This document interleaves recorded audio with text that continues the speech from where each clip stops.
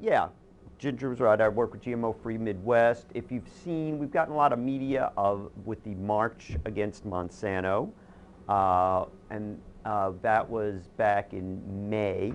And I'm sorry, the last one was last September, and we're going to do another one in May, and May 24th, I think that is. I'll check the date on that. That's the end of May, and that's attracted a lot of people, and we've got a lot of press and a lot of people, we've had hundreds of people show, and that's at Monsanto's world headquarters. I have these sheets here have our website and our Facebook page. I don't have a whole lot of them, but that's where you can keep up with events like that and events that we're doing. So GMOs, it's, some people say it's like a very complex topic, which is not really true. It's a very broad topic, and it touches economics, politics, international trade, international relations. It affects farming, it affects health, it affects the environment, all of these things. I'm going to try to touch a little bit on each of those things. So we're going to have a real broad look at GMOs. Save your questions to the end. I would ask though, if you're really unclear about what I'm saying or feel like you don't understand, feel free to ask, stop me and ask for clarification. I'll do my best. So really, to look at GMOs, you want to look at Monsanto. There are other companies that market and distribute and develop GMOs. Bayer, Syngenta, Dow Chemical, and there's a couple others. But you really need to look at Monsanto because I believe, and I'm not a facts and figures kind of guy, but it's something like 90% of GMO seeds, and that's mostly what is affected when we talk about GMOs, genetically modified organisms, are sold by Monsanto. There's a lot of scientific medical research being done with genetically modified animals and stuff. I'm not really going to be talking about that tonight. That's a whole nother thing. We're going to be sticking to the agricultural part of it tonight. And that brings us right to Monsanto. Monsanto, which started out as a chemical country at the beginning of the 20th century, is most famous for a long line of dirty, hazardous products, including, but not limited to, dioxins, DDT, Agent Orange, aspartame, PCBs, and we'll get back to them, Roundup. So they've been at this a long time. They started out with a lot of military contracts and made chemicals for weapons, among other things. But we're going to talk about the legacy of their PCBs. PCBs were actually invented by Swan Chemical in the 20s. Monsanto bought Swan Chemical, and I might note that Monsanto talks like we've brought these wonderful products, but in fact they often buy up other companies that have developed the products. And so it was with PCBs. Polychloronyl biphenyls, I believe is the full thing. And what it was, in the 20s, they discovered this. It was a lubricant for electrical generators. And as so many of these products are when they're first discovered, it was touted as a modern miracle. Electricity, of course, was coming into the world big time then. And generators, electrical generators and transformers need to be lubricated. They heat up, and of course, the oils in them could burst into flames, a very dangerous situation. The PCBs were this wonder miracle because they didn't burst into flames. They did not, explode into fire, and so, it became a very successful product for Monsanto, and used all over the country, all over the world. They're very ubiquitous, and that's one of the problems with them. The thing is, though, they're dangerous. They're a dangerous carcinogen. They cause, all sorts of damage to the reproductive system, chromosome damage, you name it. This is a really, really toxic chemical, as we found out. And in fact, They were discontinued right at the start of the 70s when it was, finally let out just how dangerous these things are. But guess what? They knew as far back as the 30s just how dangerous to human health these things were. There was an industrial accident where workers were exposed to it. They had what you call chloracne. It's a skin reaction. They developed all these illnesses, right away and down the road. Scientific tests were done at that time, and it was shown that this is a dangerous chemical. Yet they continued to produce PCBs right up until, I believe it was 1971. They polluted several communities where they were produced, including Anniston, Alabama, and Sauget, Illinois.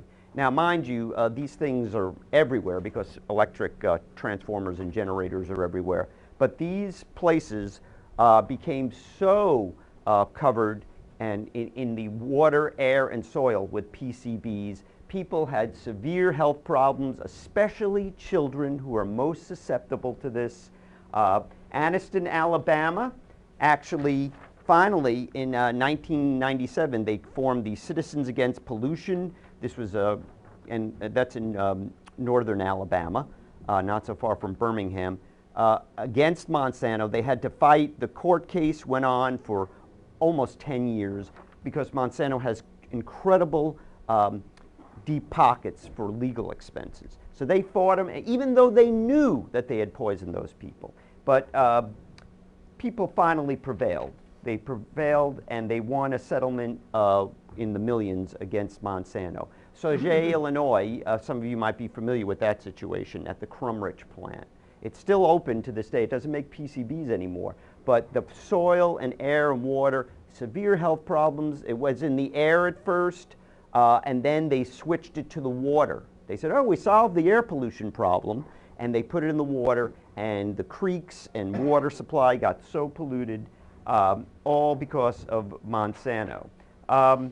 So this is the kind of company they are. So what happens is that as the 70s went into the 80s and 90s, Monsanto had a problem, two problems. First of all, they knew about their liability with the PCBs especially. Now, dioxin is often a byproduct, never made, directly, never made, purposely, I guess I should say. But that's also creeps into the problem. Dioxin is formed from a lot of different sources, not just Monsanto. Anyway, so they have this liability problem. They knew it. Also, they had produced another new, compound, a new modern miracle, which was glyphosate, which we know is Roundup. And this, their sales skyrocketed on Roundup, made them a lot of money. As a matter of fact, a large part of their sales, I think I've seen figures of 30 to 40% of their sales are from Roundup. This Roundup was touted as a perfectly safe herbicide, and that's what it's used for, herbicide. You might see people spraying, weeds, or farmers, of course, use it widely. The problem is that it's not safe.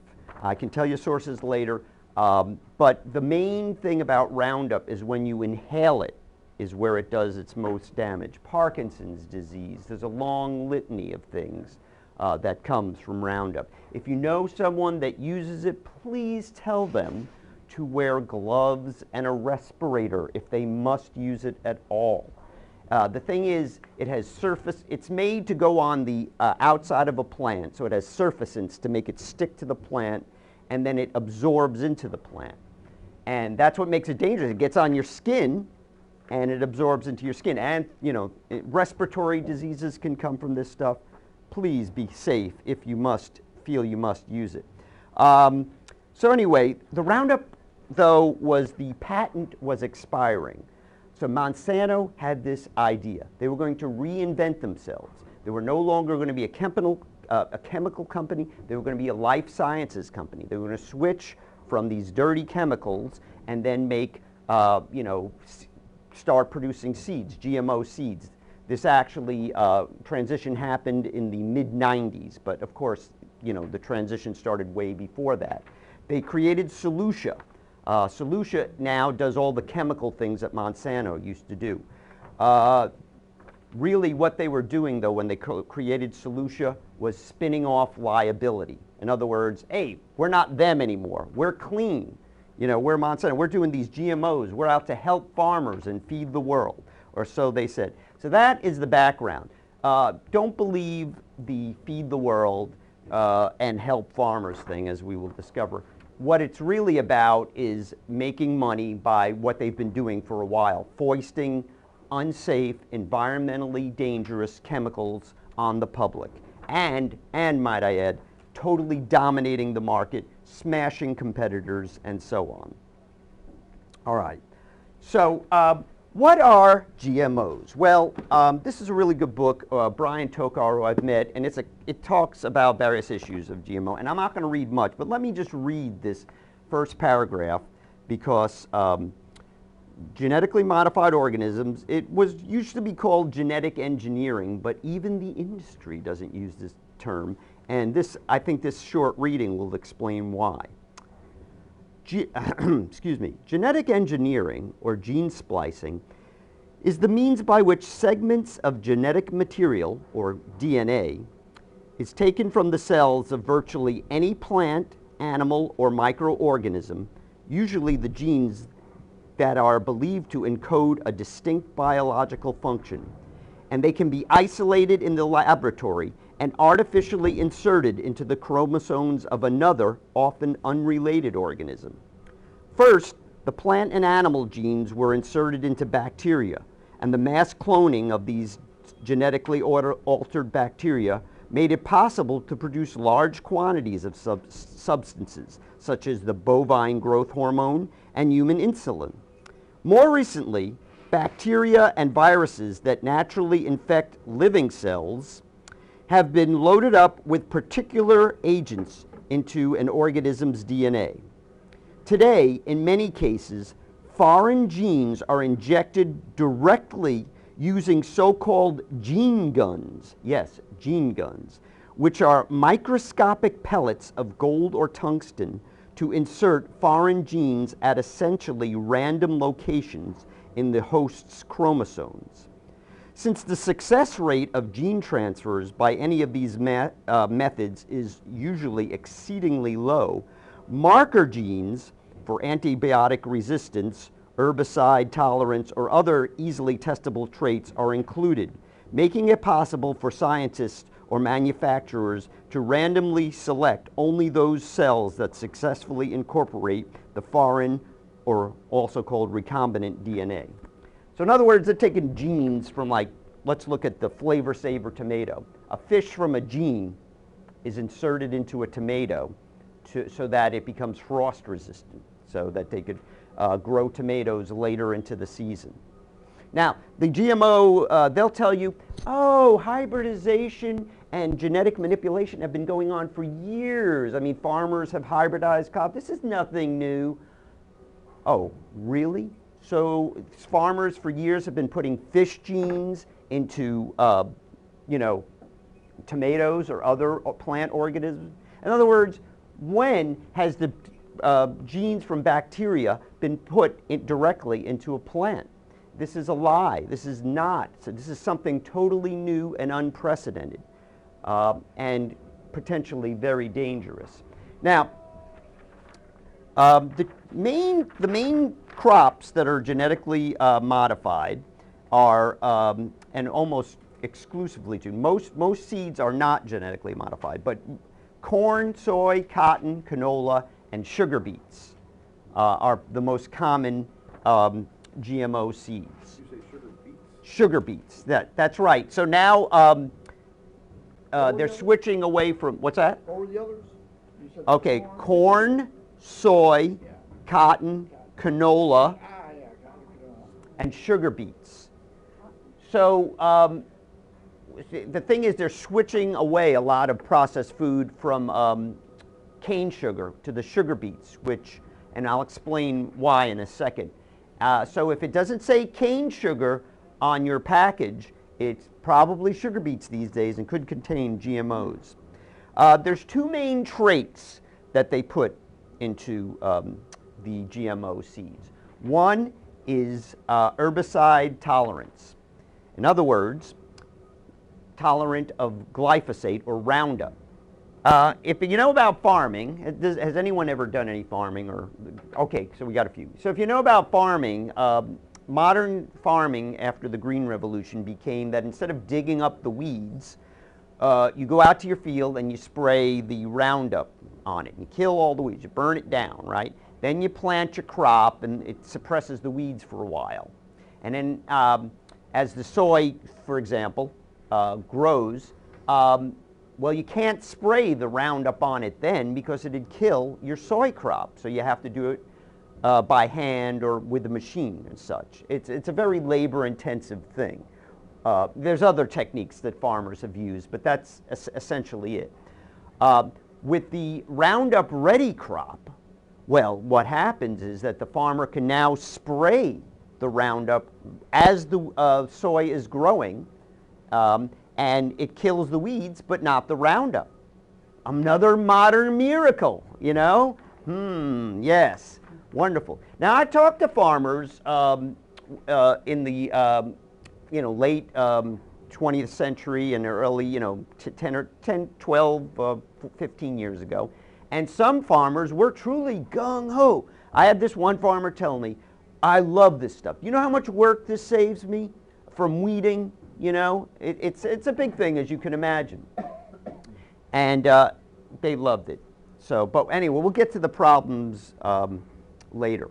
The other main trait with GMO crops is an insecticide that's put in there. It's called BT, Bacillus thuringiensis, or BT, and that is an insecticide. It was used by organic farmers and other farmers. It's something that they would, when there was a bug problem, they would throw it on the crop sparingly, and the insects would eat it and die. And then, of course, the rain would wash it away, and it was a somewhat benign insecticide. But I might remind you that there's no such thing as a safe poison. Don't ever believe that. Poison is poison, folks. There's poisons that are less toxic, true enough, but don't buy into the it's safe. So anyway, what they did is they from the bacteria of BT, they were able to take the gene out of there and put it into corn, for example, with the gene gun, and then as the plant grew, the pest would get on the corn. Rootworm was the big problem. Rootworm, as they eat the roots, die now because there's in every cell of that plant there is the BT. You can see the obvious problem because in every cell of that corn plant is the BT. So that means when you eat the corn, you are eating it too. Of course, Monsanto claims that it's safe.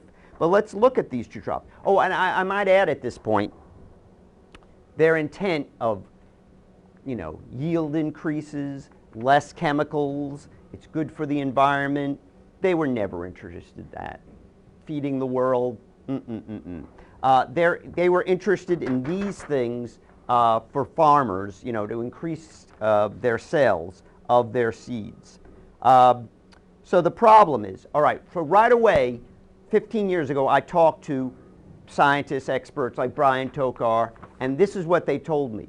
Because of the fact that there's so much of these genes in the corn plant and the soy, and those were the first two big ones, corn and soy, I might tell you that 90% or more of the corn and soy grown in this country are genetically modified.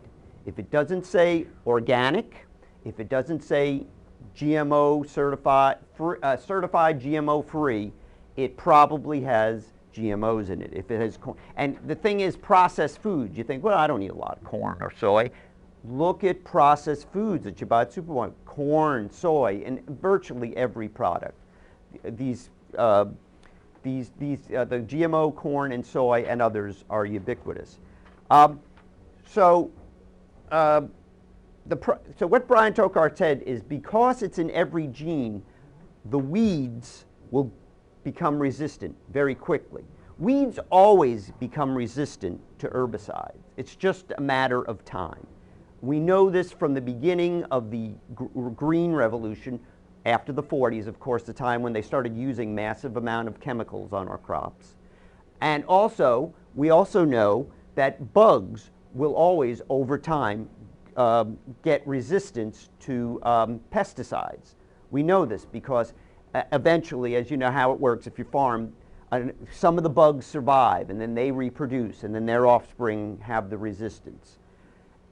Well, it's happened already. It's already here. There are super weeds, they call them. It's glyphosate tolerant. They're having to switch. Glyphosate is becoming useless in agricultural applications, just as many of critics of GMOs said.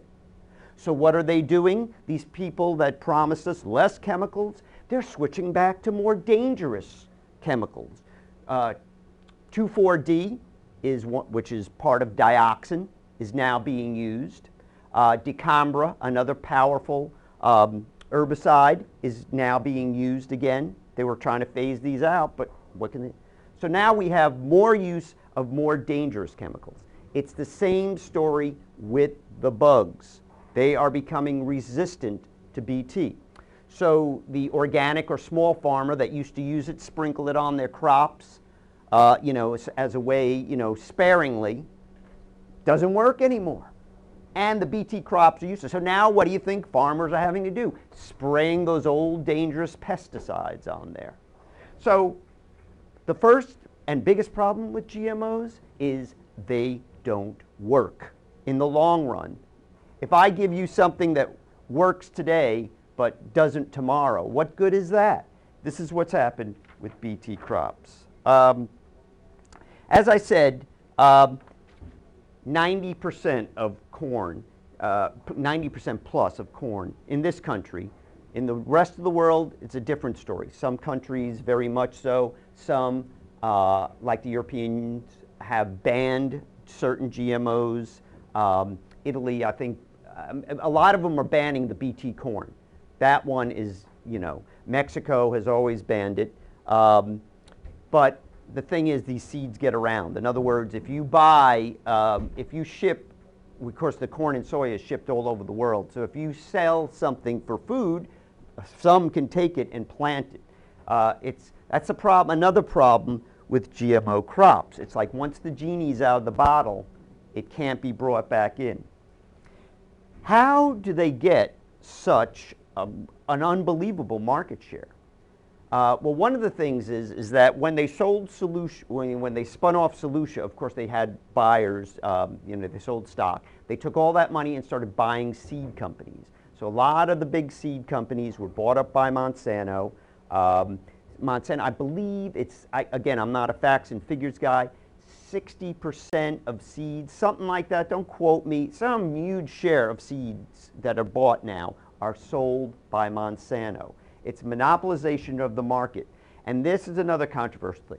They patent life forms. Well, the precedent was always that you shouldn't, okay, so capitalism, it's all about property ownership, right?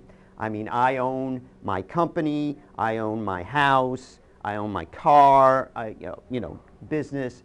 But the precedent was, you can't own a life form. For example, slavery was ended. The idea of slavery was that, hey, you can own a person. You can own a dog, but if you have a Sheltie, you don't own all Shelties. With patenting of corn and soy, they own all of that variety of, like the BT corn. All is, owned by them. Well, you say, well, other people can grow corn, but no. Farmers are telling me it's harder and harder to find traditional varieties because Monsanto owns those companies. So they're withdrawing traditional varieties of corn. They want you to buy the seeds. And guess what? When the farmer buys the seed, he has to sign a technology agreement. This technology agreement says that you are under our control for 5 years or longer. You may not replant your own seeds. Agriculture is all about, originally, you would, save some of your crop and collect the seeds, and then replant the next year. Biotech seeds, you can't do that. And they watch. Oh, do they watch. They have prosecuted farmers over that. Of course, another problem is that you have to pay a technology fee, so this is another cost to farmers. You have to use their chemicals. As a matter of fact, Roundup Ready soy, for example, you can only use Roundup. It won't work with other. They've lost the patent, so that, like the Chinese are making generic glyphosate, you know, but it won't work with the Roundup Ready crops. And even if it did, Monsanto is, yes, they are out in those fields checking and doing testing. The price of corn and soy seeds especially has skyrocketed. This is putting intense pressure on farmers. This is one of the reasons we're seeing less and less farmers. It's just getting harder and harder.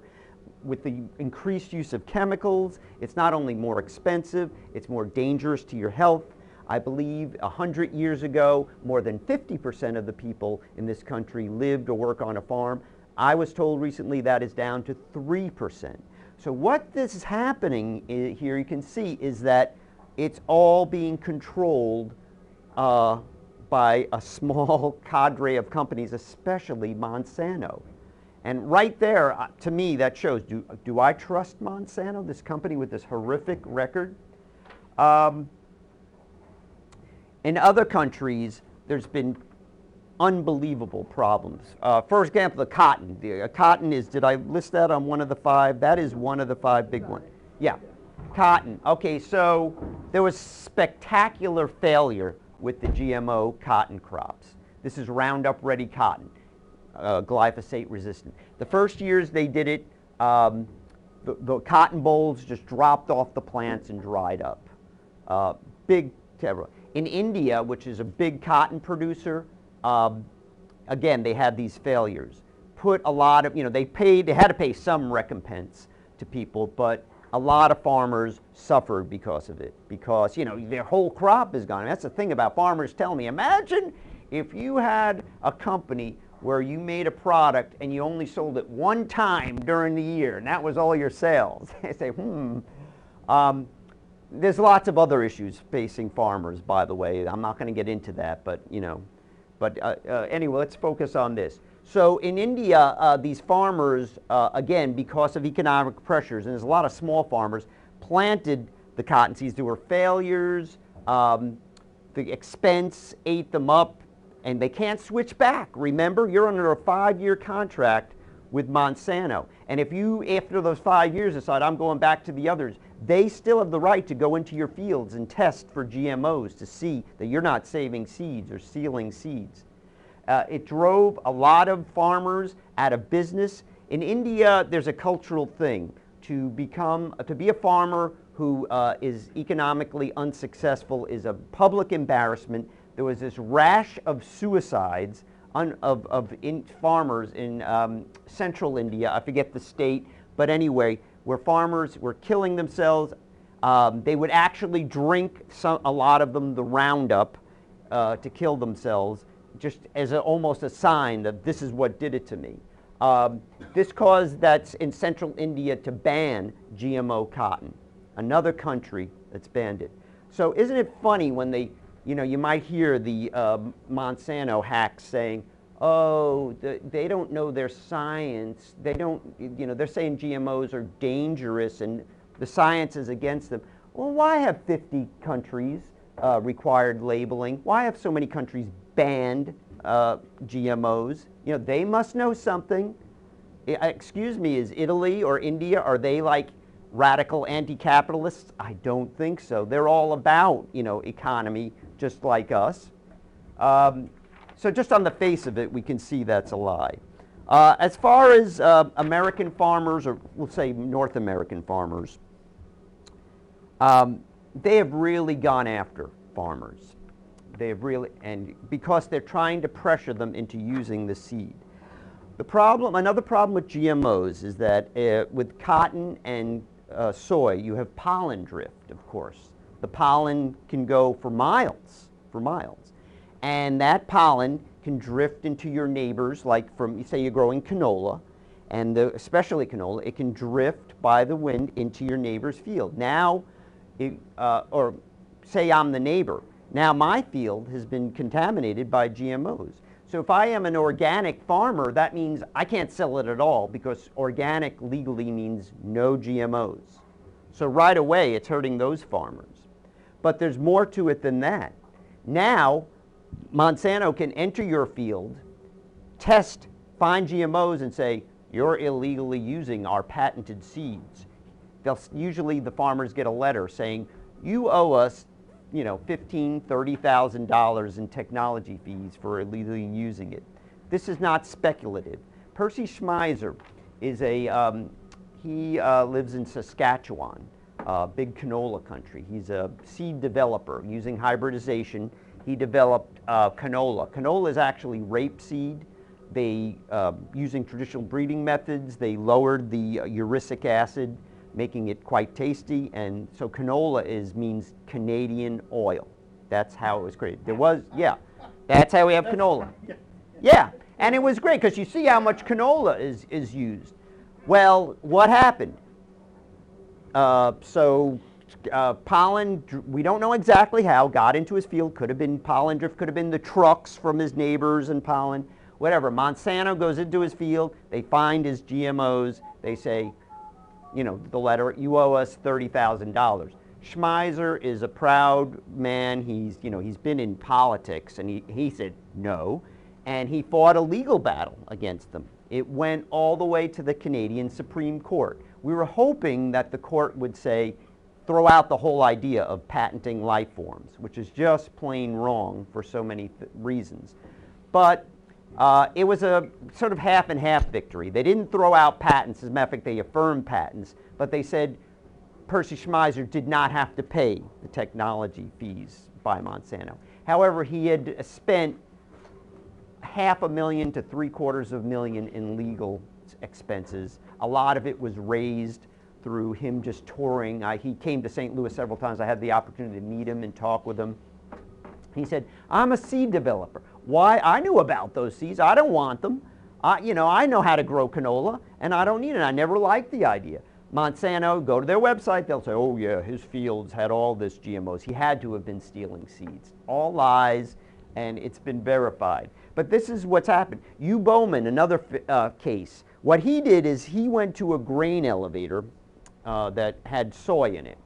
And we all know what a grain elevator, right, is. Yeah, just some audiences, I didn't grow up on a farm. I had to learn all this stuff. So he goes to the grain elevator and he buys a bunch of the soy there. Well, guess what? Of course, since 90% plus of all soy is genetically modified, he knew that, hey, these seeds, they're going to be genetically, I can just use them, and then I can have the Roundup Ready or the glyphosate resistant trait in there. He did it rather blatantly, I think, but maybe he did it as a way to, encourage farmers to stand up to Monsanto. Well, they took him to court too, and he lost. They said even though he bought that product secondarily, the patent still applies to him. This, of course, shows you the control they have. Now, the pollen and the genes are getting everywhere, just like their dirty PCBs got everywhere and made so many people sick. There's probably PCBs, by the way, in every one of us, trace amounts, I would hope. But anyway, so this extended the power of their patents. And again, as I say, traditional varieties are disappearing. And we have the problem of monocropping. Not to get into that too much, but monocropping is where you have a huge field of one crop. It invites insects, viruses, pests, because it's it's not natural at all, So anyway, but he, going back to Bowman, yeah, he lost that case, and now Monsanto will claim, that, oh, we don't bully farmers. There's only been several hundred farmers that we've, taken court like this. It's not like this. Well, guess what?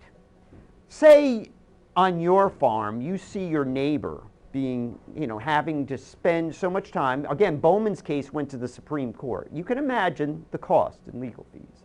You can imagine the heartache. Percy Schmeiser, who I talked to, talked about how the strain it put on his family to raise that money. He had a tour, you know. And most farmers are like, they live in the country because they just want to be left alone. They don't want this. It's like the thug only has to harass one person on your block to make everyone else fall in line, right? So they don't have to harass every farmer. The farmers get the message. And if you talk to farmers, you know, off the record, a lot of them will tell you, well, you know, they might like the product, or they did when they worked the GMO seeds, but they don't particularly like Monsanto. They don't like signing contracts. They don't like signing 5 years technology agreements. They don't like the idea that Monsanto, the part of this contract with Monsanto says they can come into your field anytime to inspect, you know.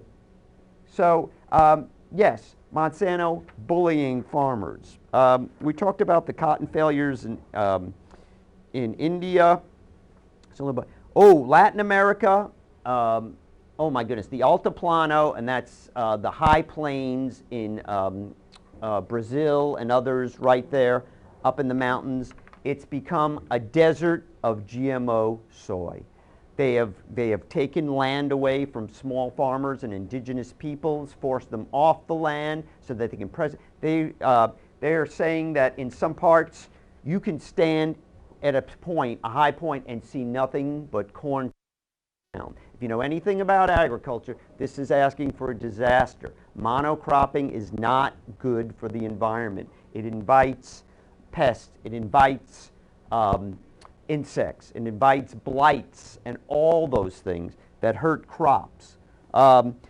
If you want to know more about this very excellent book by this French woman, Marie-Monique Robin, The World According to Monsanto, she really talks about the Central American situation, plus Monsanto's sordid past. This is the best source in one place that I could find. There's also a video she made, which we have available. I don't have with me. If anyone's, or if you as a group or individuals want it, we can get you copies of the video. We have multiple copies. It's called The World According to Monsanto. All right. I saved, let's see, I think the best for last, and that is human health. I think, of course, people are wonder, ultimately, what does it do to me and my kids? All right. Well, Monsanto got a patent on this. Now, to get the patent, wasn't it adequately tested for safety?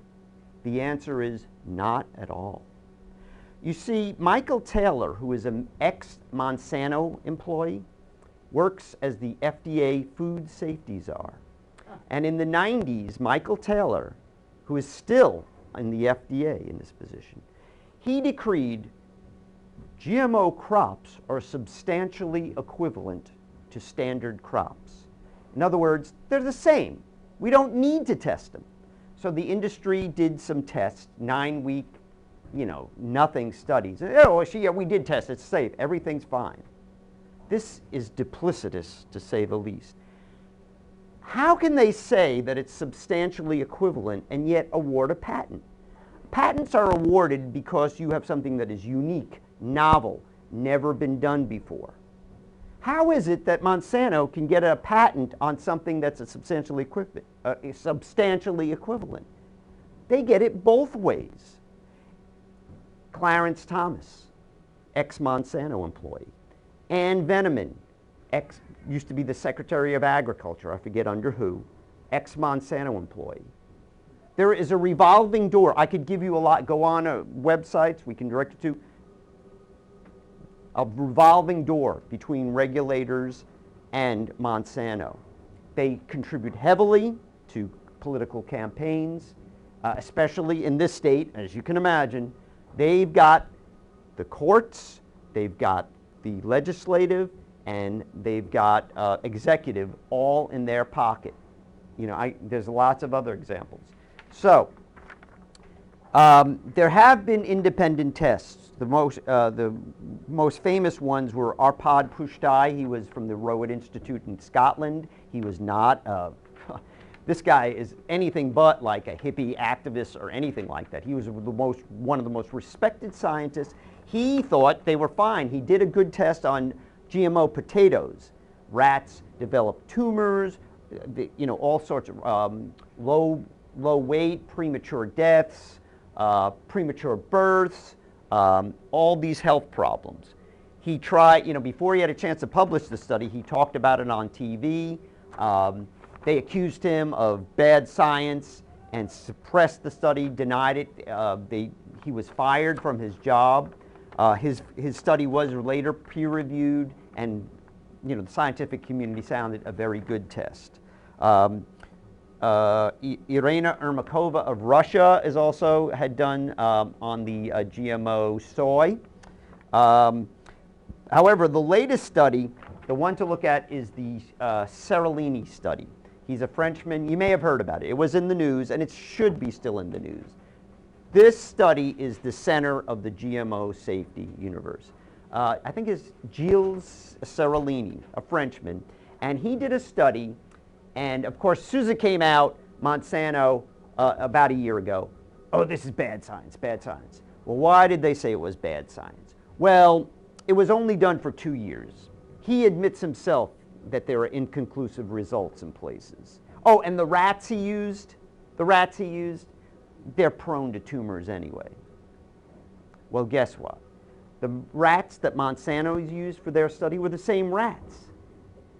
I've looked up, I talked to scientists and say, of course you use rats that are prone to tumors. You want to see if they show up. These rats were filled with tumors, by the way. I say you can see the pictures online. As far as the studies being only 2 years, Monsanto studies were 9 weeks. And guess what? The rats developed the health problems after 9 weeks. The premature weights, internal organ damage, leaky gut. In fact, and as far as inconclusive, well, guess what? Most scientific studies are inconclusive.